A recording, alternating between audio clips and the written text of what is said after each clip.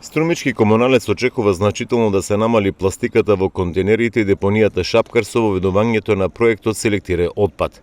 Раководителот на комунална хигиена Бранко Ѓорѓе смета дека со селекцијата на отпадот нема да се фрла толку пластика во комуналниот отпад, а со тоа ќе се намали и бројот на неформалните собирачи на пластика кои прават проблеми, како околу контейнерите, така и на депонијата кај Добрашинци.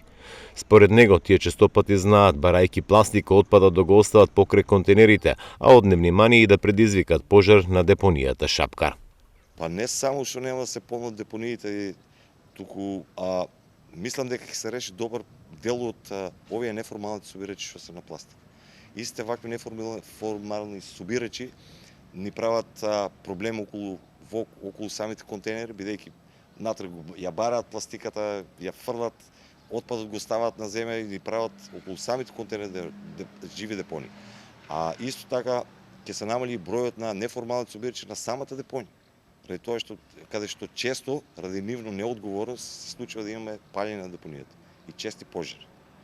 Мислам дека голем бенефит јавното претпријатие Комуналец и општина Струмица ќе има од овој проект. Од минатата недела почна пријавувањето на струмичани за селекција на отпад. Струмичани ќе мора да ја симнат мобилната апликација Селектирај отпад и да се пријават во комуналното. Со самото пријавување тие добиваат кеси за пластика и лименки за хартија. Откако ќе ги наполнат кесите со пластика или со хартија преку мобилната апликација, тие алармираат до Комуналец дека кесите се готови за подигање.